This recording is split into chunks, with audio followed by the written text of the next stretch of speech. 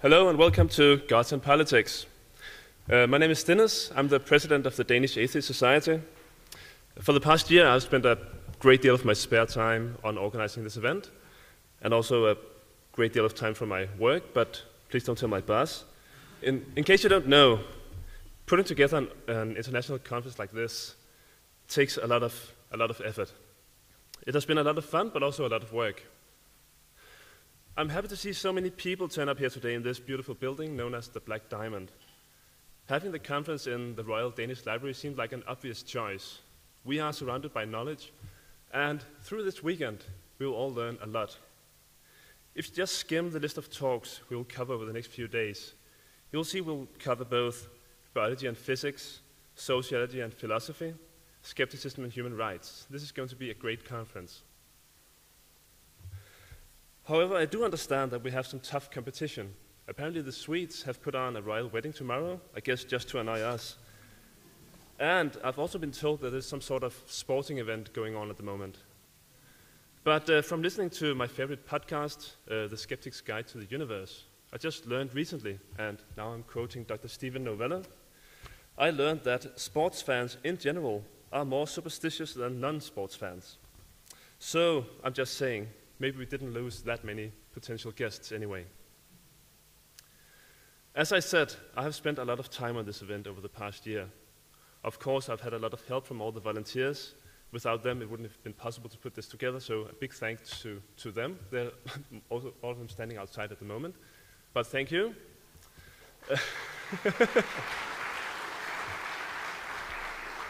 And also, of course, a big thank you to all the speakers who willingly agreed to travel to Copenhagen from near and far to make this not just a conference on atheism, but actually the biggest conference on atheism in Europe ever. I know that I and 300 other atheists truly appreciate that you are all here for this weekend, for this conference. Since I started to plan this, I've been asked a number of times, why? Why is this gathering of the godless necessary? And why in Denmark? Well, one obvious answer to this is, of course, that Stuart Beckman from the Atheist Alliance International asked us if we wanted to host this conference, and of course we said yes. How could we say no to this great opportunity? If I had known how much planning it took, how much time it took, I might have thought about it for just a few more days, but still I would have said yes. So why does it make sense to have this conference in Denmark?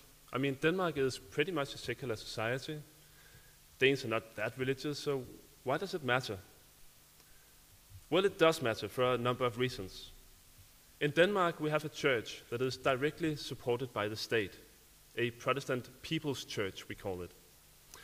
Even if you're not a member, I, for instance, have never been a member of this church, you're still partly financing this particular flavor of Christianity. The Danish state pays the church over 1 billion Danish kroner every year from the ordinary tax money. This is, of course, on top of the members' fee, which we call the church tax, that only the members pay. But still, the state collects the church state free of charge through the public tax system. In our public schools, the children are taught biblical myths from the day they set foot in the classrooms. And this is not in an objective historical manner. It is not until the final years that the kids are deemed mature enough to understand more foreign ways of thinking, such as Islam or Buddhism or, say, atheism. To top it off, for a whole year, the church has direct access to the pupils for 2 hours a week. This happens around the age of 13, so the priests can teach them about Christianity and prepare them so they can confirm their baptism. We call this confirmation. Well, of course, this is not mandatory. You have to choose to be confirmed. But the school just provides the hours and the major part of the propaganda. The good news is that the number of pupils being confirmed is declining, and also that a rising number of schools are protesting this setup. Today, only around 70% of the young people are being confirmed, and a recent survey showed that around 1/3 of them regretted only a few years after. And so on. The church registers births and deaths, and therefore it has direct access to the civil registration system in Denmark. This has been used to send out pamphlets to the kids when they reach the age of confirmation. If you want to get buried, you don't have many choices outside the church. And when the Danish parliament opens after the summer, it starts with an official sermon in the neighboring church. All of this explains why around 80% of Danes are members of the church. We are brought up with it. You just pay your taxes without thinking about it. Most people haven't considered how much money they actually pay to be a member of a church they hardly ever use.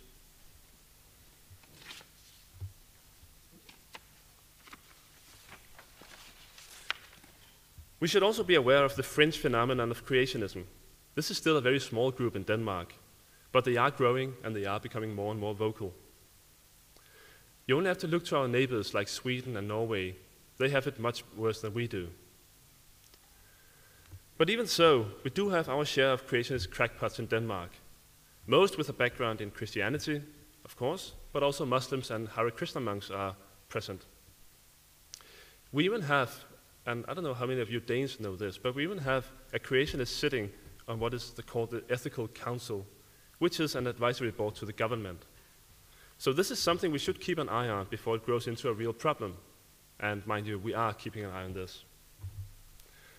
And of course, I have to mention something that happened a few years ago. Denmark is part of the global community. We cannot ignore what happens out in the world, and we cannot ignore the role religion has in the global order of things. This became painfully clear during the so-called cartoon crisis, when a drawing of when a drawing in a Danish newspaper set the Middle East on fire, so to speak. Today, the cartoonist Kurt Vestergaard is living under constant protection. And for what? For making a cartoon. For not respecting somebody's fantasy. We had planned for Kurt Vestergaard to speak at this conference. Given the subject, it seemed like a natural choice. However, 2 months ago, Kurt cancelled his talk. For those of you who follow the news, you know that there was another attempt on his life in January this year. And that really changed his situation. I understand why he chose not to participate, and I'm really sorry that it was necessary. And then, just 2 days ago, I received another cancellation, this time from Taslima Nasrin. She is currently in India that considers itself to be a secular democracy. There she is fighting against the government for deporting her because she was writing about atheism. She apologizes to all of you that she couldn't be here, but her fight is, of course, much more important. All of this is, of course, unfortunate, but both of these cancellations prove the point I'm trying to make, that religion matters, also in Denmark. And this is why we chose the overall theme of this conference to be Gods and Politics. Because the mix of religion and politics is everywhere. It is dangerous, and it is something we have to deal with. So thank you, and enjoy the conference.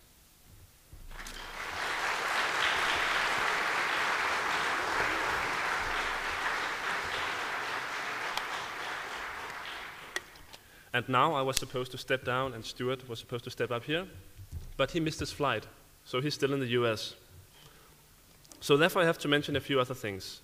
For instance, today in the Danish Christian newspaper, Kristeligt Dagblad, we had 2 articles about this conference. One was a portrait of yours truly, and the other was the leading article about all the world's atheists gathering in Copenhagen this weekend.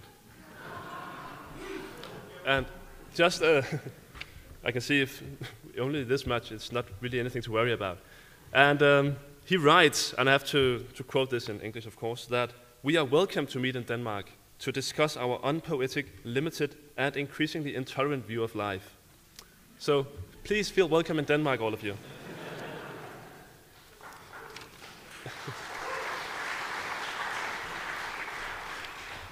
So before we move on to the first talk, I have a few practical things I would like to say now that we have the time after Stuart missing his flight. So first of all, we have some volunteers helping out. You can recognize them because their name tags are yellow, and you can ask them whatever you want. Well, related to the conference preferably, but ask them. We have, as you know, a number of talks. The plan is that following each talk, we'll have time for questions. And you will have to come up to the front of the stage here, and we'll have a mic ready for you. And please keep the questions brief and to the point.